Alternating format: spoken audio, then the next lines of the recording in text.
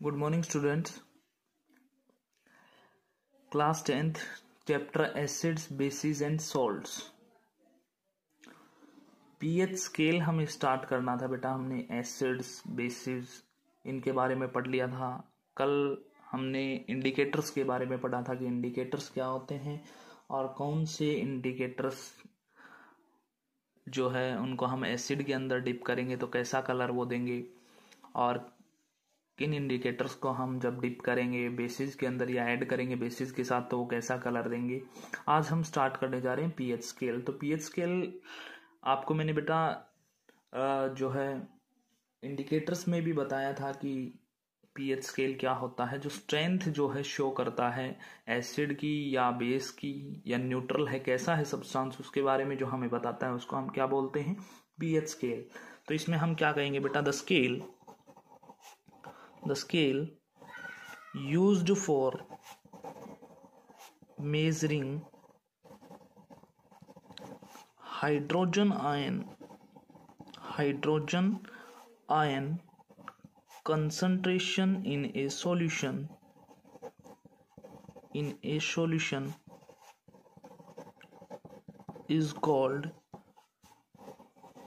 is known as pH scale.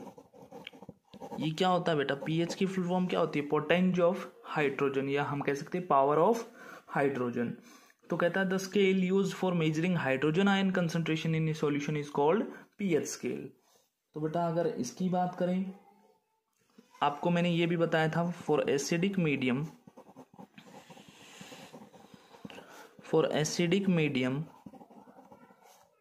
या acidic solution pH is less than 7. इसी तरीके से फॉर बेसिक मीडियम और सॉल्यूशन pH कितना होगा बेटा, pH is greater than 7, and for neutral solution or medium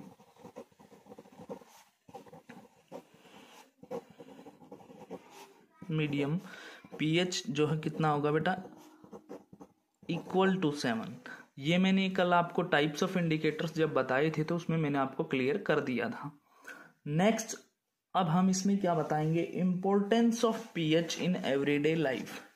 everyday life में pH की इंपॉर्टेंस क्या है. तो नेक्स्ट हमारा टॉपिक क्या रहेगा इसके अंदर, importance of pH in everyday life.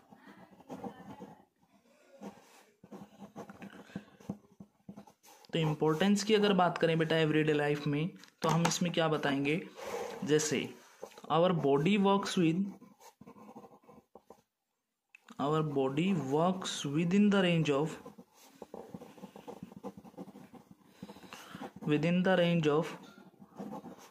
7.0 to 7.8 pH. हमारी जो बॉडी जो है वो बेटा किस रेंज में वर्क करती है या फंक्शन परफॉर्म करती है, 7.0 to 7.8 pH के बीच में जो है फंक्शंस परफॉर्म करती है. क्योंकि आपको पता है कि अगर 7 से नीचे हो गया तो एसिड बढ़ जाएगा बॉडी के अंदर, और 7 से ऊपर गया तो क्या हो जाएगा, बेस बढ़ जाएगा, और उससे हमारी बॉडी के फंक्शंस जो है डिस्टर्ब हो जाएंगे, ऑर्गन्स जो है काम करना बंद कर देंगे या डिस्टर्ब हो जाएंगे, इन्फेक्ट हो जाएंगे, हम कह सकते हैं इन्फेक्शन हो जाएगा उनके अंदर.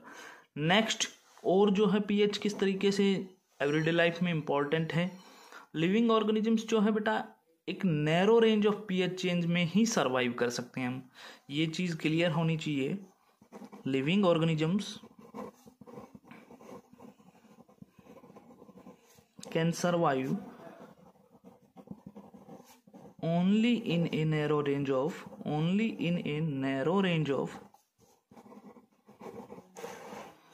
of pH change. सिर्फ कहता है जो एवरीडे लाइफ में अगर बात करें तो लिविंग ऑर्गेनिजम्स की जब हम बात करते हैं तो लिविंग ऑर्गेनिजम्स कहता है सिर्फ narrow range of pH change के अंदर ही सरवाइव कर सकते हैं. अगर थोड़ी रेंज जो है उनकी चेंज हुई है तो सरवाइव करेंगे, अगर ज़्यादा रेंज चेंज होगी, ज़्यादा एसिडिक हो गया तो भी जो है डेथ हो जाएगी, या ज़्यादा बेस अगर बॉडी के अंदर होगा तो भी क्या हो जाएगी, डेथ हो जाएगी. तो लिविंग ऑर्गेनिजम्स एक narrow range of pH change के अंदर ही सरवाइव कर सकते हैं. नेक्स्ट हम इसमें और क्या बता सकते हैं बेटा, पीएच जो है रेन वाटर का वो लेस देन 5.6 होता है, इट इज, और उसी को हम क्या बोलते हैं, एसिड रेन बोलते हैं बेटा। एसिड रेन सुना होगा आपने, पढ़ा भी होगा। तो उसका जो हम कह सकते हैं पीएच स्केल पे अगर उसको मेजर करेंगे तो वो क्या होता है, लेस देन 5.6 होता है। इसीलिए हम उसको क्या बोलते हैं, एसिडिक बोलते हैं या एसिड रेन बोलते हैं, जिसके कारण क्रॉप्स डैमेज हो जाती हैं और स्किन डिजीजेस वगैरह हो जाती हैं।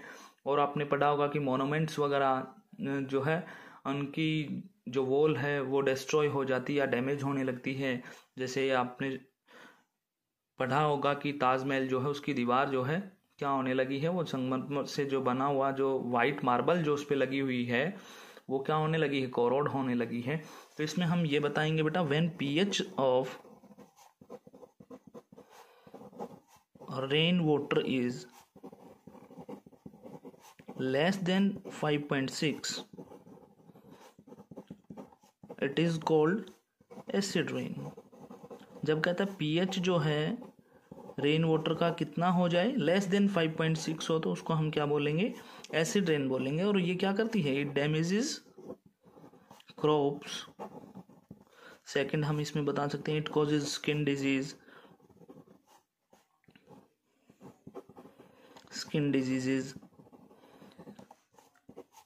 इट destroys और डैमेज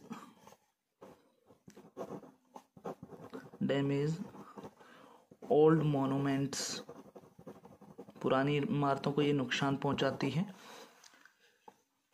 और क्या कर सकता है, अगर पीएच की वैल्यू जो है अगर चेंज हो जाए, अगर एसिडिक होती है तो क्या हो सकता है बेटा, टूथ डीके आपने सुना होगा, दांत जो है खराब होने लगते हैं। कई बार आपने कई पर्सन्स के दांतों के देखा होगा और उसमें आपने देखा होगा कि उनके दांत जो है बिल्कुल पीले हो गए हैं और खराब होने लगे हैं। तो उनका जो पीएच जो है बेटा वो बिलो 5.5 चला जाता है। तो अगर इसमें हम बात करें टूथ डीके की, ये इंपॉर्टेंस नहीं है, मैं बात कर रहा हूँ पीएच की वैल्यू अगर 5.5 से नीचे चली जाती है, टूथ डीके स्टार्ट्स बिलो 5.5। आपको पता है जो टूथ पे जो कवरिंग जो होती है वो किसकी होती है बेटा, इनेमल की। और इनेमल जो है वो क्या होता है, हमारी बॉडी का हार्डेस्ट सब्सटेंस, आपने पढ़ा होगा लाइफ प्रोसेस के अंदर हार्डेस्ट सब्सटेंस होता है इनेमल। इनेमल किससे बना हुआ होता है बेटा, कैल्शियम फॉस्फेट से। कैल्शियम फॉस्फेट से जो है ये बना हुआ होता है। इनेमल जो है वो किससे बना हुआ होता है, कैल्शियम फॉस्फेट से। और एसिड क्या करता है, अगर बिलो 5.5 आ गया है पीएच तो ये क्या करेगा, कोरोड कर देगा, इसको कोरोड कर देगा, डिस्ट्रॉय करने लग जाएगा। तो हम इसमें क्या कह सकते हैं, if pH is below 5.5 it corrodes tooth enamel। Second thing, हम अब बात करें अगर टूथपेस्ट की, तो बेटा जो टूथपेस्ट हम यूज करते हैं वो क्या करता है कि जो एसिड जो हमारे टूथ्स पे प्रेजेंट रहता है उसको न्यूट्रलाइज कर देता है। तो हम यहाँ ये भी बता सकते हैं, toothpaste is used to neutralise the acid present on tooth, neutralise the acid present on tooth.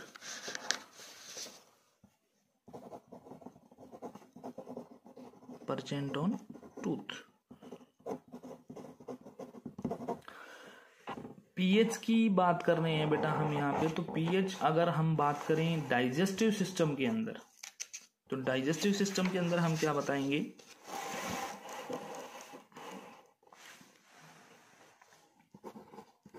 PH in our digestive system की बात करें, डाइजेस्टिव सिस्टम, तो देखिए बेटा पीएच जो है डाइजेस्टिव सिस्टम के अंदर क्या करता है, if because of abnormal food habit. Abnormal food habit आप समझ गए होंगे। कुछ लोगों को खाना खाने की आदत जो है सुबह होती है, कुछ को दोपहर में, कुछ जो है 2 टाइम ही खाते हैं, सुबह और शाम, कुछ दोपहर में खा लेते हैं। और अगर उन्होंने बिना किसी टाइम के, जैसा उनके स्टमक को जो है आदत हो गई, हैबिट हो गई है, तो अगर अबनॉर्मल फूड हैबिट में वो फूड लेते हैं या गेन करते हैं, खाते हैं, खाना खाते हैं, तो क्या हो जाता है, HCl जो है, एसिड जो है वो ज़्यादा सिक्रेट हो जाता है, जिसके कारण एसिडिटी हो जाती है। तो इसमें हम यही बता रहे हैं, if because of abnormal food habit HCl is secreted more, it causes acidity। तो एसिडिटी की प्रॉब्लम जो है हमें हो जाएगी। और उस दौरान क्या होगा बेटा, अब ये जो एसिडिटी जो हुई है इसको न्यूट्रलाइज करने के लिए, एंड टू न्यूट्रलाइज हम क्या करते हैं, and to neutralize it use antacids to stop acidity. Antacids का यूज करते हैं हम टू स्टॉप एसिडिटी। तो ये था बेटा पीएच के बारे में, pH in our digestive system, pH in tooth decay, pH, importance of pH in our everyday life. ये था पीएच स्केल के बारे में। पीएच स्केल का मैंने आपको बता ही दिया था, कि फिर से एक बार रिपीट कर देता हूँ कि पीएच स्केल पे जो है 14 तक वैल्यू होती है। विबग्योर जो है इस कलर के अंदर जो है, विबग्योर की फॉर्म के अंदर जो है कलर्स इस पे प्रेजेंट रहते हैं पीएच स्केल पे।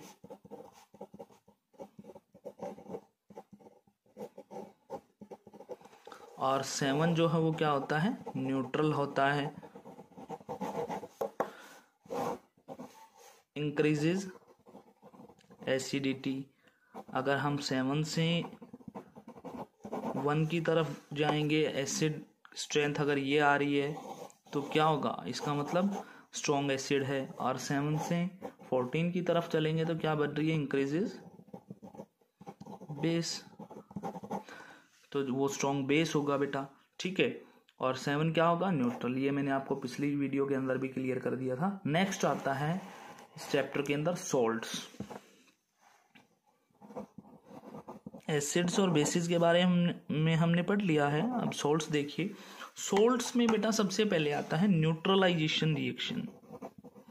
न्यूट्रलाइजेशन रिएक्शन, तो न्यूट्रलाइजेशन रिएक्शन के बारे में आपने पढ़ा भी होगा। पहले भी मैंने आपको बताया है कि जब एसिड्स रिएक्ट करते हैं बेस के साथ और क्या बनाते हैं, वाटर एंड सॉल्ट, या हम इसको डिफाइन इस तरीके से कर सकते हैं, when acids and base react with each other to form salt and water और form neutral substance, that is called neutralization reaction. When acids and base react with each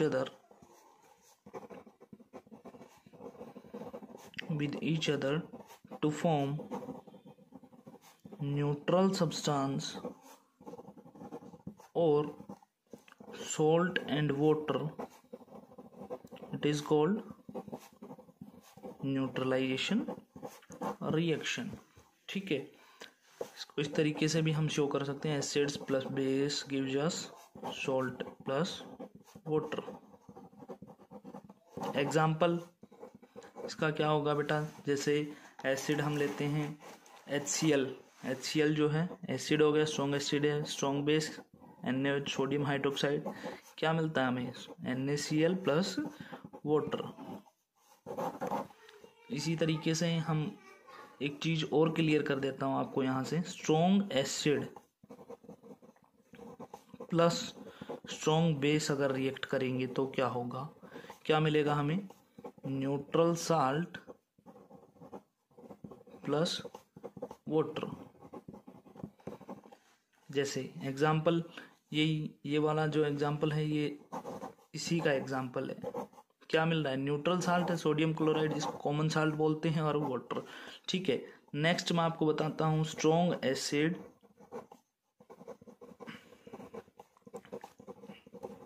और वीक बेस रिएक्ट करते हैं तो क्या मिलेगा हमें, acidic salt plus water. अब ये कैसे हुआ, ये बेटा हमने क्या लिया है, स्ट्रॉन्ग एसिड लिया है, तो इसका मतलब जो सॉल्ट जो ऑब्टेन होगा वो कैसा होगा, एसिडिक होगा। और वीक बेस के साथ स्ट्रॉन्ग एसिड को रिएक्ट करवाया है तो क्या, एसिडिक सॉल्ट प्लस वाटर। इसका एग्जांपल हम क्या बता सकते हैं, जैसे स्ट्रॉन्ग एसिड हो गया H2SO4 sulphuric acid plus weak base magnesium hydroxide, और क्या मिलेगा इसमें, मैग्नीशियम सल्फेट प्लस वाटर। ये जो है हमें ऑब्टेन हो जाएगा बेटा। और इसी तरीके से अगर थर्ड हम क्लियर करें, लास्ट, वीक एसिड के साथ अगर स्ट्रॉन्ग बेस का रिएक्शन करवा दें तो क्या ऑब्टेन होगा, weak acid, strong acid plus weak base करवा दिया, लेकिन वीक एसिड के साथ अगर स्ट्रॉन्ग बेस का करवाते हैं तो क्या होगा, बेसिक साल्ट होगा। जिस तरीके से एसिडिक साल्ट हुआ था इसी तरीके से हमें बेसिक साल्ट ऑब्टेन होगा और वाटर ऑब्टेन होगा। Hydrogen carbonate plus potassium hydroxide example हो गया, और क्या मिलेगा, पोटासियम कार्बोनेट प्लस वाटर, ये हमें ऑब्टेन हो जाएगा। तो ये था बेटा सॉल्ट्स न्यूट्रलाइजेशन रिएक्शन के बारे में। अब हम इस चैप्टर में बेटा 5 सॉल्ट्स के बारे में पढ़ेंगे, common salt, bleaching powder, baking soda, washing soda और प्लास्टर ऑफ पेरिस या जिसको पीओपी बोलते हैं। इनके बारे में सिर्फ हमें, साल्ट्स तो बहुत हैं लेकिन हमें सिर्फ 5 सॉल्ट्स के बारे में पढ़ना है। तो आपको इनके केमिकल फॉर्मूला जो है वो पता होना चाहिए, और कल की जो क्लास होगी हम उसमें क्या क्लियर करेंगे, how to make chemical formula, ये वाला जो टॉपिक है ये क्लियर करेंगे कि कौन कौन से एलिमेंट्स होते हैं, क्या उनके सिंबल होते हैं, क्या एटॉमिक नंबर होता है और किस तरीके से केमिकल फॉर्मूला बनता है। तो आज के लिए इतना ही बेटा, thank you and have a nice day.